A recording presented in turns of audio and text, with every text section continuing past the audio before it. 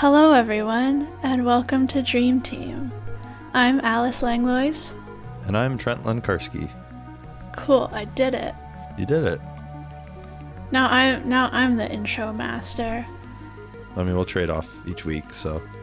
Oh, okay. Or each episode. I guess we can share.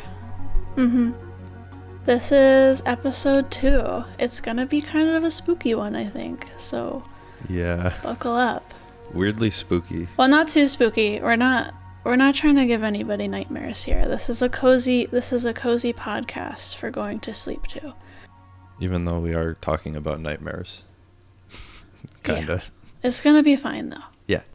We'll tell some spooky dreams, but I've got a fact for everybody today about how to not have spooky dreams. So we can fix that. Well, unless you have anything to say, do you want to just dive right in? I think I went first last week, so. Okay. Yeah, I don't really have anything in particular. I guess thanks again for all the submissions. I read all of them this week. They were awesome. Yes. Lots of really great drawings and little, really just fun bits of information from you guys. Super fun to read. Yeah. Thank you all for submitting them. I read through most of them as well. Pretty dang good dreams. And very good drawings as well. I was thinking, and, you know, we can talk about this after we record too, but I was thinking it would be kind of fun, even if we don't talk about some of the dreams that had drawings. Some of them are just so great, I figured we could just put them on the Instagram, because there are some that are definitely worth sharing with the world, I think. Oh, yeah, absolutely. I think it would be just fun to include more people, because we don't have time to read everybody's dream, but I think some of those little drawings and diagrams would be super fun to share. So keep an eye out on our Instagram. I totally agree. Awesome. And our Instagram, if you don't follow it, is Dream Team with Alice and Trent. That's at Dream Team with Alice and Trent. And also the submissions, we'll say this again at the end of the episode, we just like to say it a couple times, is you can send your dream submissions to dreamteampodcastsubmissions at gmail.com. Perfect. Yeah. Without further ado, I guess I'll start with a pretty scary dream I had. Yeah, I can't wait to hear more about it. So this one I had I think 2 or 3 days ago.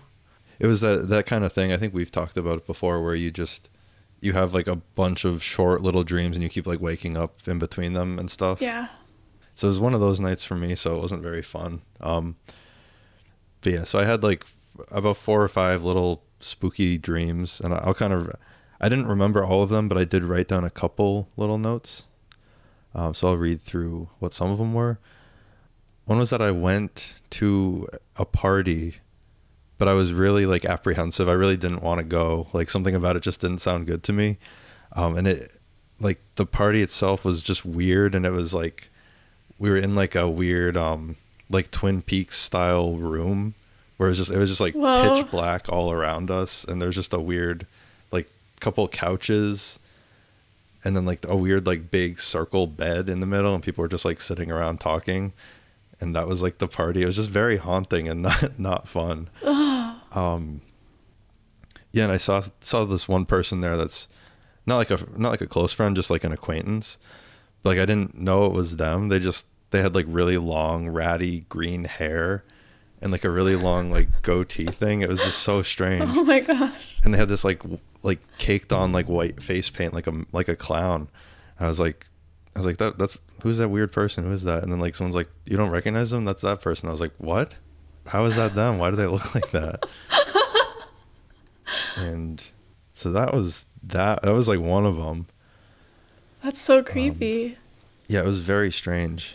And we'll come back to this, but there were 2 women there who will come back later, and they didn't say anything. There was just these 2 women there in like weird fur coats, and they didn't say anything, but they were there. And there was another short one where it was just like almost like a text conversation, and like someone sent like a weird video of a person like falling. I don't know. It was just kind of strange. And then Whoa. there was like 2 or 3 others, and I really don't remember them. I tried so hard to remember them and write them down. I wrote these all at like 4 a.m. when I woke up. But like the final one is the one that really scared me and woke me up. Like I was at like a house. It was like I was like at like a friend's house, but also I had like a garage, but it was also the room I have here. Like my carpet was there and like my bed and stuff, like attached to the house, if that makes sense. Yeah, And, yeah, totally. And I was like hanging out there when I was like, oh, I need to go get something from my room really quick. And it was this weird garage / bedroom place. And like all of a sudden the door, there's like a door at the back, and it like opened up, and like the 2 women from that first dream kind of came in. Whoa. And it was so weird because like I kept like waking up in between these 2, so it was just weird to have like these characters come back. And like one was like a shorter woman, like middle-aged, and she had like long blonde hair, and she had like a beige jacket on, and the other was a really tall woman with like black hair, and she had like a red fur coat on. They both had like fur coats. It was just weird, like almost like trench coats. And so they just like came in, and I was like, who are you? Like, who are you guys? And they just didn't answer me. I was like, who are you? You need to tell me. Like I was starting to get like mad. And they still didn't say anything. And I was like, you need to tell me who you are. And like, they started answering, and I was like, no, like they started answering, but not like, they weren't like, oh, we're this, like they started like giving a weird answer. I was like, no, tell me who the fuck you are. And like, Whoa. and I started getting like mad. And then I like grabbed like a metal pole or something, like to defend myself, because they kept like getting closer to me, and it was like really kind of scary.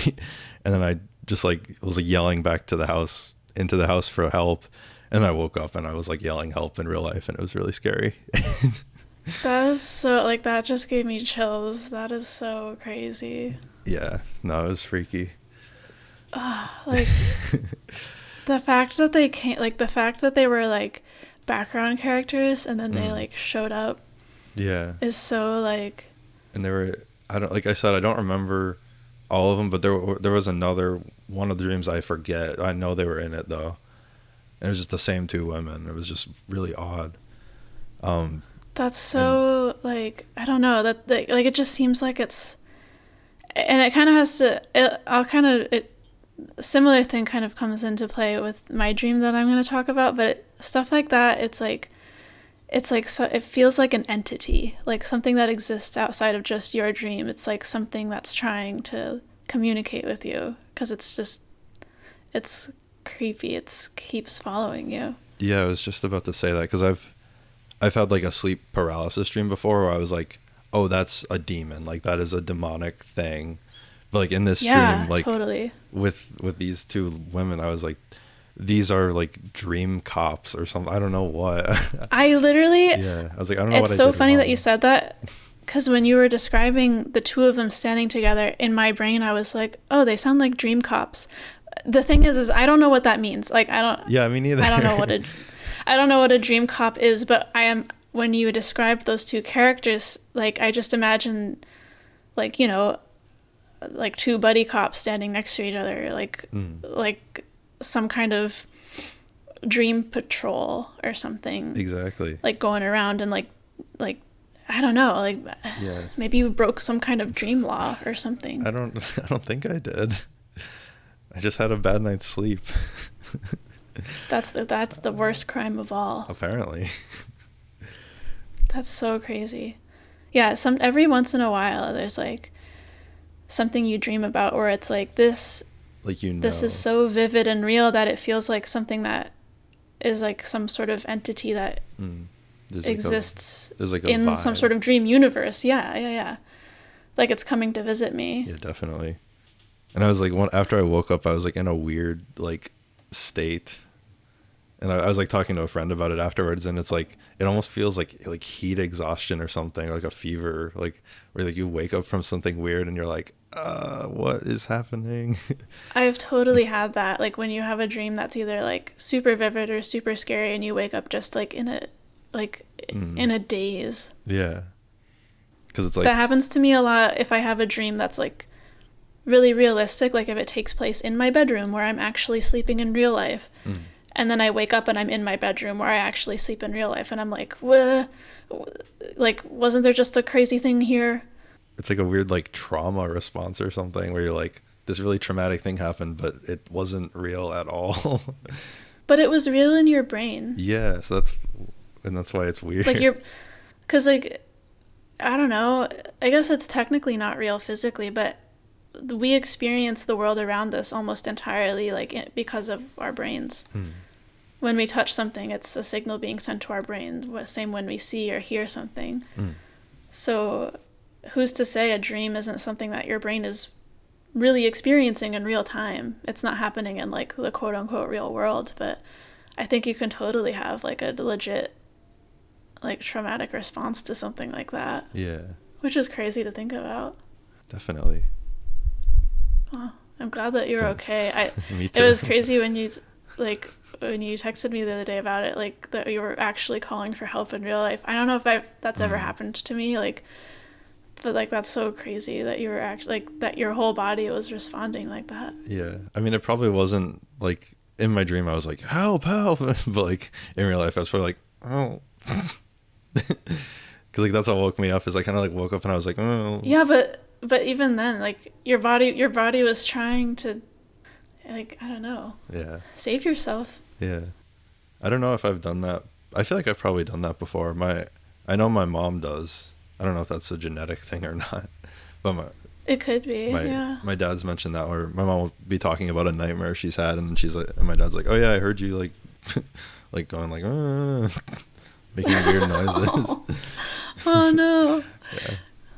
I don't know if I've ever been one to talk in my sleep. My sister does constantly. But I had a roommate in college that talked in his sleep. Did he ever say anything funny? Not that I can remember off the top of my head. It's kind of jarring from my experience to like have somebody else in the room as you like sleep talking. Yeah. Anyway, yeah. That's super crazy. Yeah.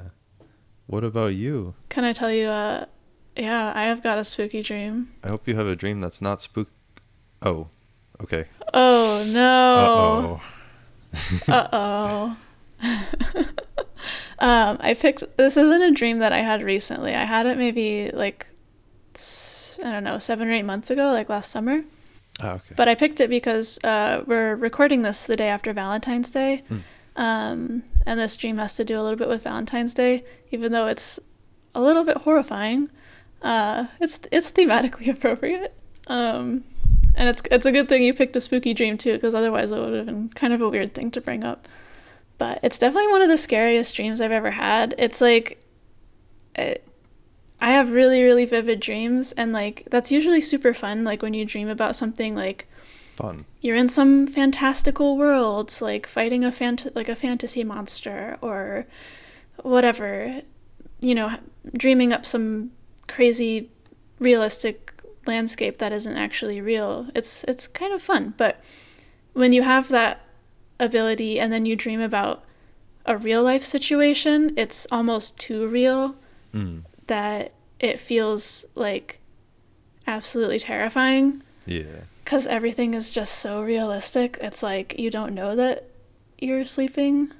And I've had a few dreams like this where it's like the dream is usually about me in my bedroom or in my house doing something usually centered around when I'd be in or out of bed, like getting ready for work or getting ready for bed or getting up and going to school. And then something goes wrong. And this is one of those. So in this dream, I was getting ready for work. I was doing my usual routine. I go in the bathroom and brush my teeth and wash my face. And while I was getting ready, I heard my front door open, which is odd because it's locked and my roommate is usually home. So it was like, who is that? And I peek down the hallway, and it is my real life Valentine, Ian. And I go up to him and I say, "Hey, Ian, what are you doing here? Why are you at my apartment?" And I started feeling really distracted as soon as I was physically close to him. And we just had like a little bit of small talk and, kind of trailed off a bit. And then I kind of snapped out of it and I was like, sorry, what time is it? And he says, "Oh, it's 9:00. And I was like, oh crap, I have to be at work at 9:00. I'm late. I need to go get ready. And he said, and this was very out of character for him, "Why don't you just skip work? Like, why don't we go do something fun today?" And for a second, I felt just so compelled to agree with him. I just wanted to be like, you know what, sure, let's go do something. Who cares? I'm already late. May as well just, take a day off. And then I snapped out of it again, and I was like, no, I was just getting ready. Like, it should only be like 7:45, and I checked my phone, and it was like 7:41 or something. And I was like, no, it's not even 8:00. What are you talking about? I'm gonna go get ready for work. And Ian looked at me and he was confused and he shrugged and was like, "Oh, okay, sorry." And I asked him, why don't you just give me a ride to work since you're here? Like, that would be really great. And he was like, sure, no worries. So I just kept, getting ready, getting dressed, getting my tote bag together. And I started to have that distracted feeling again. It was like, all of a sudden, like, I just couldn't think straight. It was weird, like a little bit of a hazy feeling. So that kind of washed over me again, and I leaned out into the hallway again, and I said, by the way, do you know what day it is? And I just couldn't remember. And Ian said, "It's Valentine's Day. Don't you remember? We had all these plans. We were going to go out to dinner and go get drinks. We were going to go do all this fun stuff, like we said." And for a second, I was like, oh crap, yeah, it is Valentine's Day. What am I doing? Like, how could I have forgotten? And again, I snapped out of it and I was like, what are you talking about? It's June. It's like the middle of June. Oh. And in real life, it was actually June. Yeah. Like, this is all super realistic because it was like, 7 something in the morning in real life when I was having this dream, and it was like the middle of June. And so I was like, what? Like, why would you say that? It's not Valentine's Day. So Ian like gives me this confused look again and shrugs and just starts like, walking around my apartment. He just like goes to the kitchen or something. And as I'm finishing up my morning routine, I'm like thinking about why is my partner acting so weird? Like, what? He's usually so on top of things. Why is he telling me all these things that aren't true, and like trying to convince me of these things that are just not like, that make no sense? It's just so weird. And why am I feeling so distracted and strange? And like this thought began to dawn on me, and I walk into the hallway, and as I walk into the hallway, I just see him kind of like go like into the kitchen. And like the way my apartment is set up, if you're in the hallway and someone's in the kitchen, you can't see them. And I just like stop at the end of the hallway. Sorry, my heart is like beating really fast, like thinking about this dream again. It was so scary. Oh, no. And I just say, "You're not Ian, are you?" And then all of a sudden, this massive black quadrupedal creature, faster than like anything I've ever seen in my life, just like rushed from around the corner straight at me. And as soon as it jumped on me, I woke up. It was like totally like, I got goosebumps. I know, it's like my heart is like beating fast just talking about it because it scared me so bad. Just the like saying that out loud, because like I almost knew in the dream as soon as I was gonna say that something was bad was gonna happen. Like the kind of like, if you like know the true name of the being to which you're speaking, like it'll show its true form, like something like that. Right. But it totally felt like some sort of dream demon was like trying to trick me into like going away with it or something. Yeah. And like posing as like this person that I trust. Yeah. And like trying to say like, "Hey, come with me, come do this other thing," and like brainwashing me. And then I would just snap out of it and be like, "No, something's wrong. this isn't real. You're not real. This is a dream. And then just like, like, okay, I'll just get you. It's interesting how you're like, if you felt like distracted around it, like it was like putting you in a trance or something almost. It was like a force field. Like, yeah. Every time I was close to him, I just felt like, oh, I just want to talk and be nice. And like, I forget that I'm going to work. I forget what time it is. I forget what day it is. Oh yeah, like we're just going to go do fun stuff. It was like crazy. And then as soon as I would go back down the hallway towards my room away from him, it would be like, no, like I have to go to work. Like, what are you doing here? This is weird. Very weird. No, it scared the crap out of me. A lot of entities. I know. It's like the two women and then this like mimic creature. Yeah. I feel like are both sort of like, they like transcend like our personal dreams and are like some sort of creatures that are going around bothering people. I don't know. Do they work together? Oh, I don't know. I hope not. Me neither. Ugh. And my one sleep paralysis demon thing I had. I know. I have only had sleep paralysis a handful of times, but I've never seen anything. I've heard that people see really scary stuff. Oh, yes. I've never actually seen... Mine is always... Because when I get sleep paralysis, my eyes are also... I can't open my eyes. Oh. So for me, it's usually I'm in bed and I'm awake, but I can't... Because the whole thing is like you can't move, so I can't open my eyes. But I can feel something on top of me. Oh, no. Like holding me down. It's really strange. I feel like that's almost worse. I would rather see some scary thing than not be able to see some scary thing. Yeah.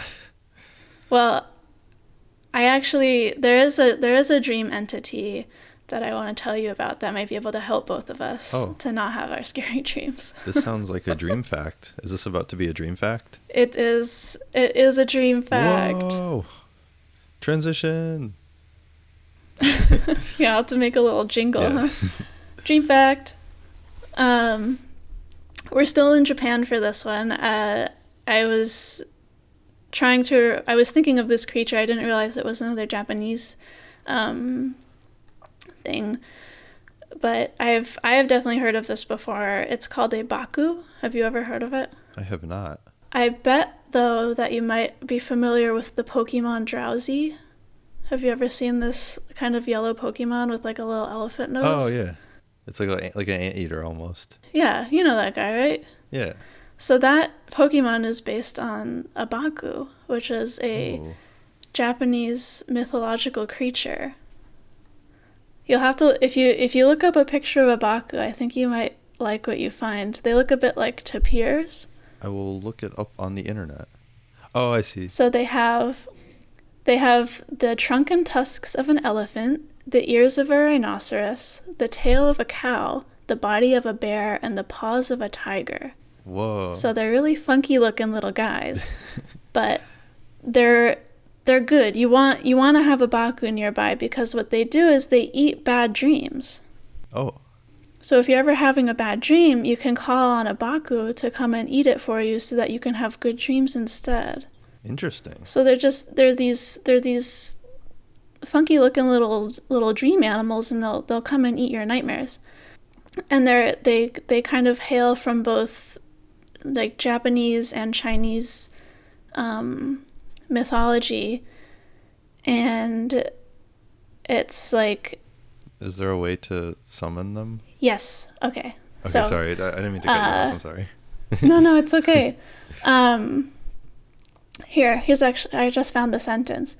Legend has it that a person who wakes up from a bad dream can call out to a Baku. A child having a nightmare in Japan will wake up and repeat 3 times, "Baku-san, come eat my dream." Whoa. So if you ever have a bad dream, maybe you can try doing that. I don't know if they will come out here to the U.S. All the way but to America, yeah. Interesting. There is a caveat, though. Oh. So... No free lunches for these guys. No. There is one caveat. Ideally, if you summon a Baku, they will come and devour your bad dreams. And you can go back to sleep and have nice, peaceful dreams. But you can't do it all the time. Okay. Because if you have a dream that's just like kind of bad, or like a dream that's really short, it might not be enough for the Baku.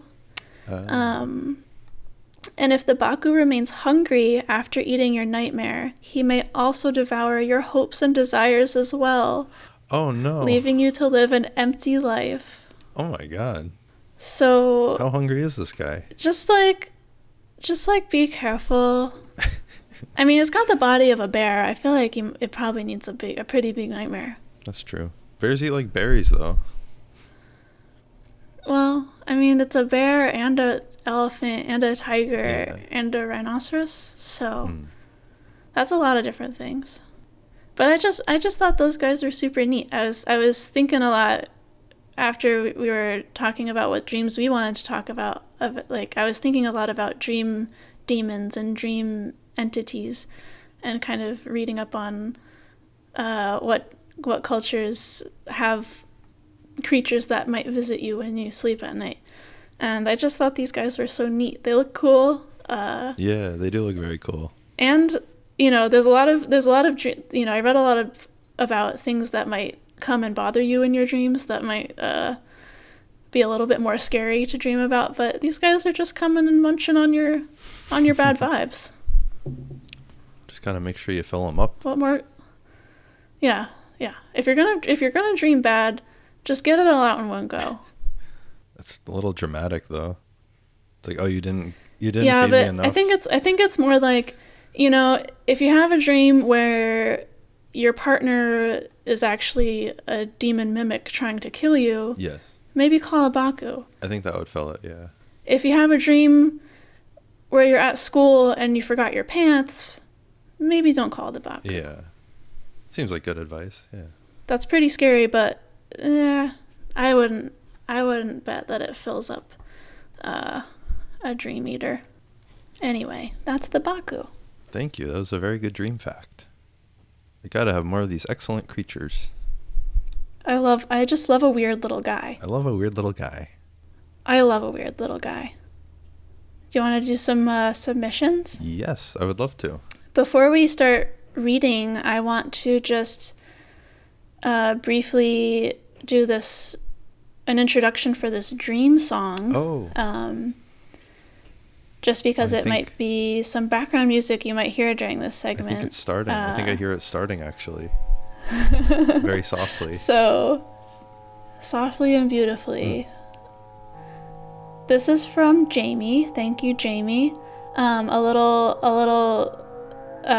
bit about this from Jamie says, "It was quite a unique dream. It has almost no visuals, but really intricate audio. It felt like the song went on forever, never began, never ended. Before, musical dreams have usually been about other people playing the music and me just watching, but this time I was the one playing the song. So the song you're hearing right now is a composition by one of our listeners based on a dream that they had, which is so cool, and I just had to include it. That's so cool. I feel like I must have dreamed about made up songs before, but never clearly enough to actually compose them. Yeah. So I think this is just incredible and the perfect setting for our stories for you this evening. Yeah. I feel like I've only had like one auditory dream where it was like a song or a sound, but I don't remember it. But it's so cool that you're able to capture that, Jamie. Yeah, so cool. Thank you for sending it to us. Do you want to start off with our first submission? Yes. So our first submission comes from Rick, and Rick writes, "Hi, Alice and Trent. I was scouring to see if I had any dreams to submit, and then I remembered this dream from childhood when listening to your first episode. I was probably about 7 or 8 years old at the time, and the dream began with me trying to stand up in my garage. To paint the picture, it was a 2-car garage with plain concrete floors and walls. Around me there were toys, bikes, my father's tools, all the normal garage stuff, because no one actually uses them for cars. Anyways, I kept trying to stand up and I couldn't. My right leg just wouldn't work. I looked down, and below my basketball shorts, I reached down to my kneecap and was able to peel it open almost like an orange peel. There was no gore or anything, it was just eerily sterile. almost like peeled off like the peel of an orange when I peeled it back. And inside there were 4 AA batteries. A woman came up to me and handed me new batteries. I placed them back into my knee and pushed the skin back over them, and then I was able to stand up and started to run around the garage. This was a short, seemingly meaningless dream, but I always remembered the physical feeling of peeling back my knee skin. This is where it gets weird though. I'm a microbiologist by trade, so not super into supernatural stuff, but this dream was almost a premonition. About 10 years after this childhood dream, I was playing basketball and volleyball when my knee started to hurt a ton afterwards. I saw a doctor and they determined that I had tendinitis in my kneecap. So I dream about my knee, and then eventually it turns out that I do have tendinitis in my knees. But then it gets even weirder. When I was 17, about 6 to 8 months after this diagnosis, I was playing recreational basketball. As I went in for a layup, I planted my left foot and my right leg hyperextended and I fell down hard. I tore my ACL in my right knee. I didn't know until later, but due to the shock and the intensity of the tear, I had felt no pain and tried standing up, but I couldn't. I went to the hospital that day, got x-rays and an MRI, and eventually got reconstructive surgery on my right knee a few months later. There was a complication during the surgery where the surgeon ended up having to make a larger incision than usual around the kneecap, right about the same place that it peeled open like the orange skin in the dream. Instead of batteries, he put in titanium screws to hold in the newly grafted ligament. I don't think of it a lot. The knee still causes some issues and it feels very weird when it's cold outside, but that dream years before almost seems like either a warning or a prediction of what was to come. I don't know if I believe in that stuff though. Anyways, excited for this podcast and able to listen to both of your soothing voices as you tell tales of your dreams and everyone else's. Sleep tight and don't let the bed bugs bite. Rick. Thank you, Rick. Yes, thank you, Rick. That is very, very weird. It is so weird, Yeah. Especially just like, not just the injuries itself, but like the AA batteries and the screws. Yeah. What? Like, what? Yeah, that's so strange. Oh, so crazy. I mean, I'm sorry that all that happened to your knee, but like... Yes. As a fellow knee injury haver, I'm sorry. I was going to say, it feels... I'm someone, I've had about 4 knee dislocations in my life. None of them fun, don't recommend it.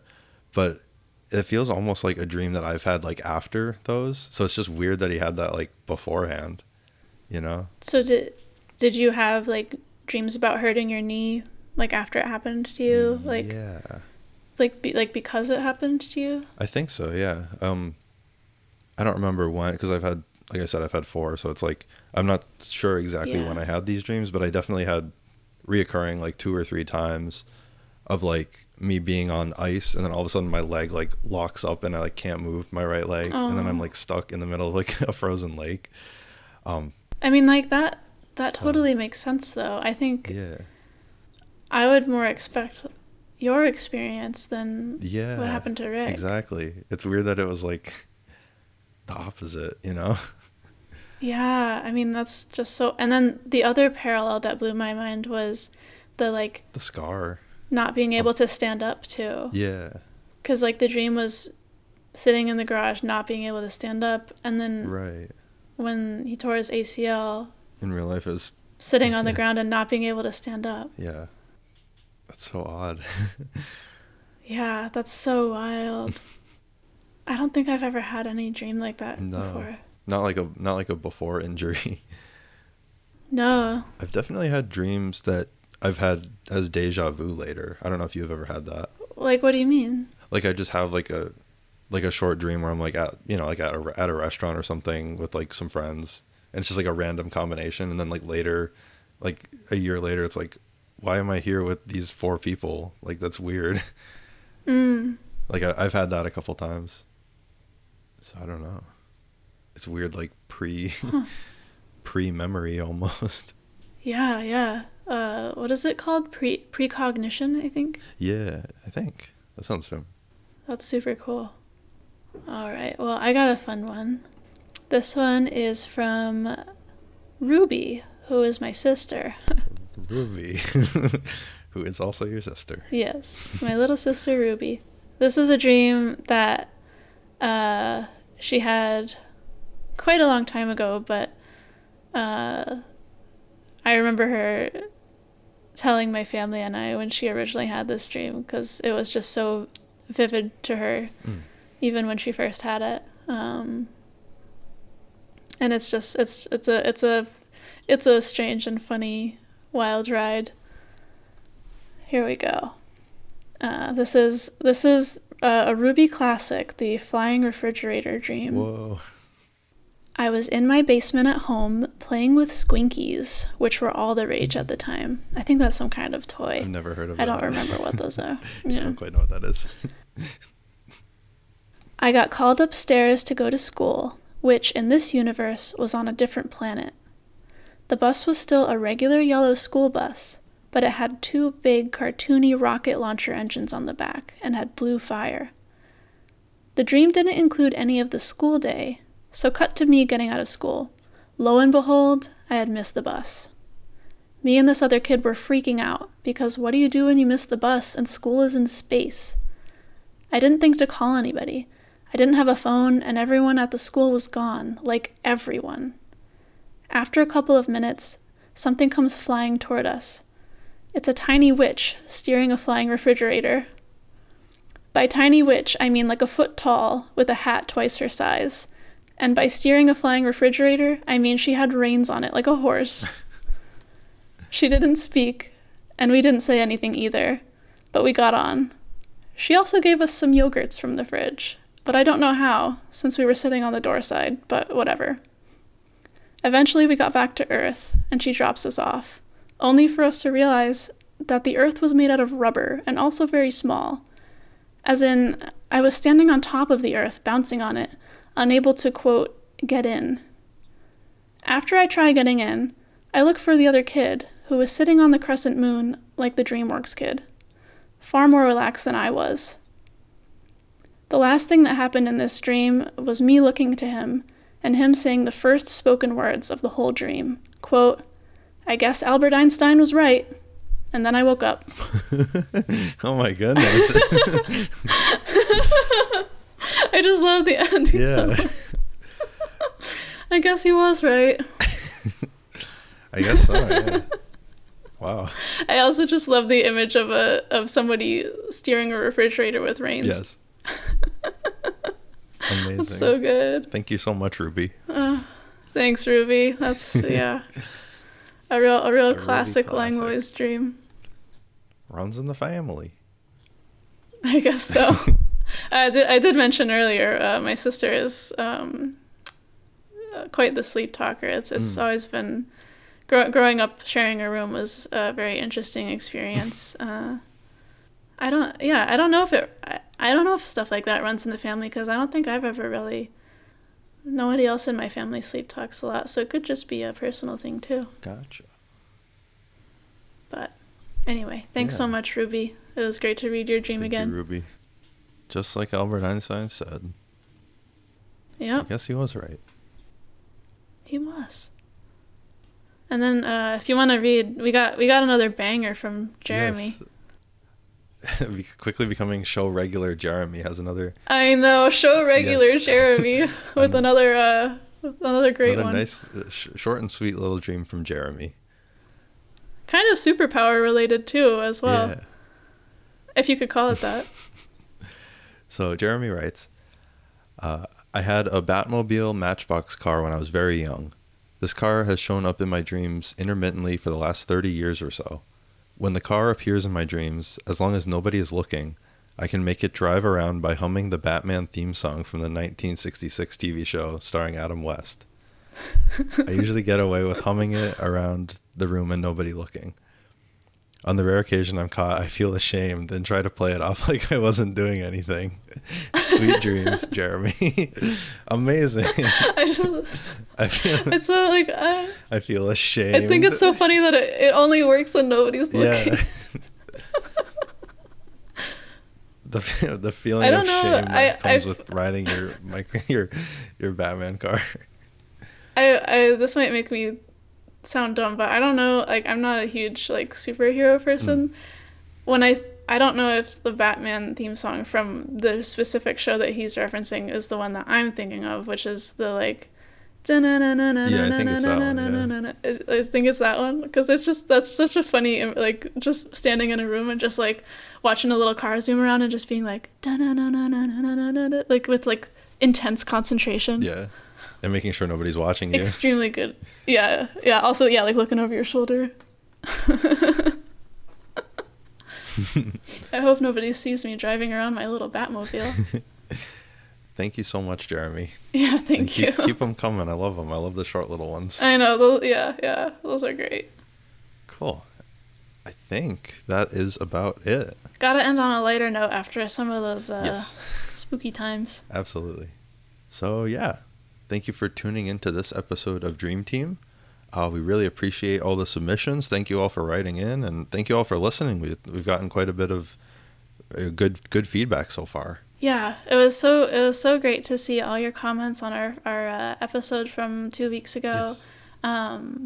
And again, amazing dream submissions. Keep them coming. Yes.